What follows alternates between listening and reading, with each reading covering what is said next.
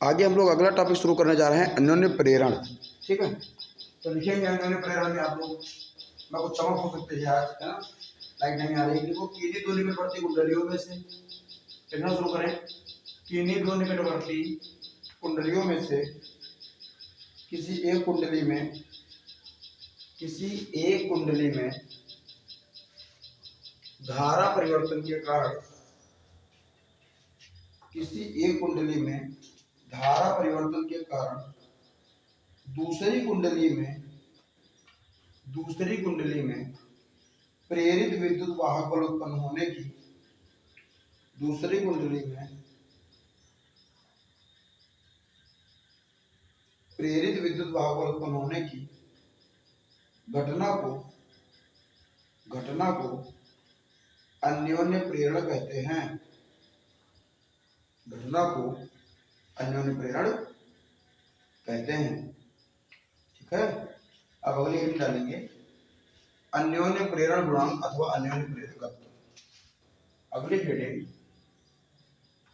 अन्योन्य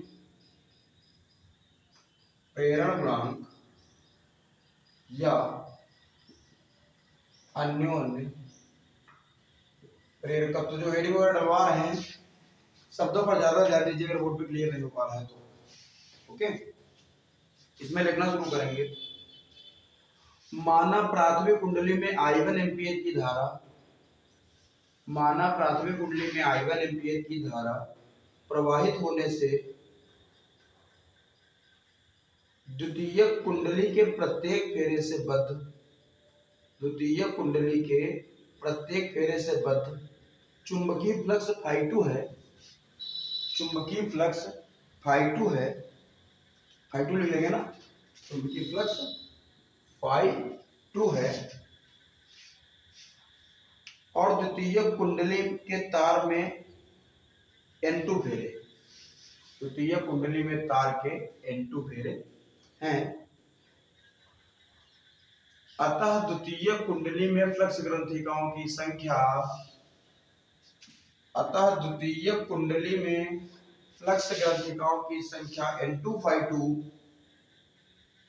N2 कुंडली में प्रवाहित धारा I1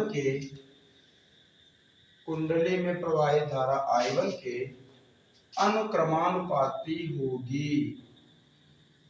होगी।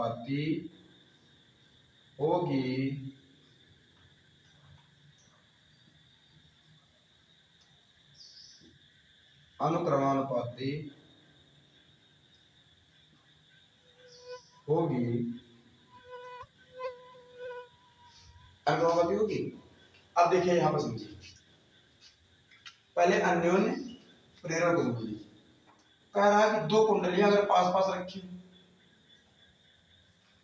एक कुंडली में धारा प्रवाहित की गई तो दूसरे में विद्युत वाहक बल उत्पन्न हो गया, इस घटना को हम कहते हैं अन्योन्य प्रेरण। और जब एक कुंडली में धारा प्रवाहित की जाए और उसी में विद्युत वाहक बल उत्पन्न हो जाए तो इस घटना को हम कहते हैं स्वप्रेरण। अब जब दो कुंडलियां पास पास रखी हो, एक में धारा प्रवाहित की जाए, दूसरे में विद्युत वाहक बल उत्पन्न हो जाए, इस घटना को हम लोग कहते हैं अन्योन्य प्रेरण। ठीक है, अब यहां पर देखिए, दूसरी कुंडली में जो फेरों की संख्या है वह N2 है, फ्लक्स Φ2 है। पहली कुंडली में फेरों की संख्या N1 है, फ्लक्स Φ1 है। तो देखो N2 Φ2 जो है पहली कुंडली में प्रवाहित धारा के समानुपाती है। यहाँ पर समानुपाती चिन्ह हटा के हमने M ले लिया है, या M बराबर N2 Φ2 पर I1 भी लिख सकते हैं। यदि I1 का मान 1 एम्पीयर हो गया तो M का मान हो गया N2 Φ2। जहां M पहले लिख लो, M लिखवा लेंगे बाद में, M ही को ही अन्योन्य प्रेरण गुणांक कहते हैं। तो ये लिख लिया आप लोगों ने, M बराबर N2 Φ2। ठीक है, लिख लेना, फिर लिखिए, अतः किन्हीं दो कुंडलियों के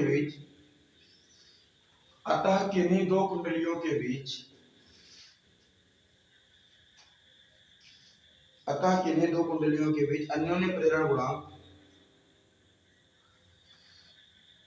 संख्यात्मक रूप से किसी एक कुंडली में चुंबकीय फ्लक्स ग्रंथिकाओं की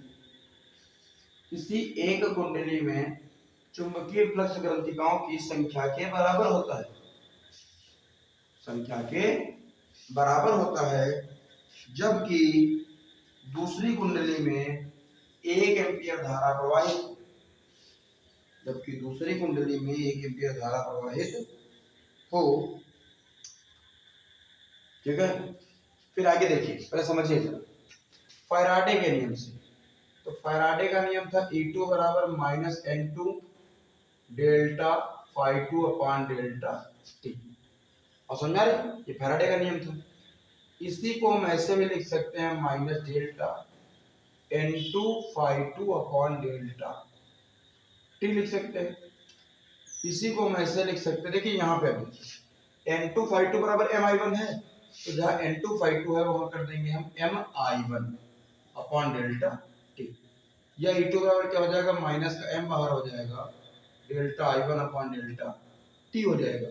या M बराबर क्या हो जाएगा, माइनस का E2 upon delta I1 upon delta T हो जाएगा। एक तो ये सूत्र हमको प्राप्त हो गया। फिर कह रहा है कि यदि delta I1 upon delta T बराबर 1, तो M बराबर हो जाएगा E2 के, वो भी संख्यात्मक मान के बराबर, संख्यात्मक मान के बराबर हो जाएगा। और अतः करके आप लोग लिखेंगे। तो वीडियो लंबा ना हो इसलिए सीधा लिखना शुरू करिए, बाकी इसको आप नोट कर लेना, जहां समझ में आया बताना। लिखिए, अतः किन्हीं दो कुंडलियों के मध्य अन्योन्य प्रेरण गुणांक, अतः किन्हीं दो कुंडलियों के मध्य अन्योन्य प्रेरण गुणांक प्राथमिक कुंडली में एकांक दर से धारा के परिवर्तित होने पर, एकांक दर से धारा के परिवर्तित होने पर द्वितीय कुंडली में प्रेरित विद्युत वाहक बल के संख्यात्मक मान के बराबर होता है।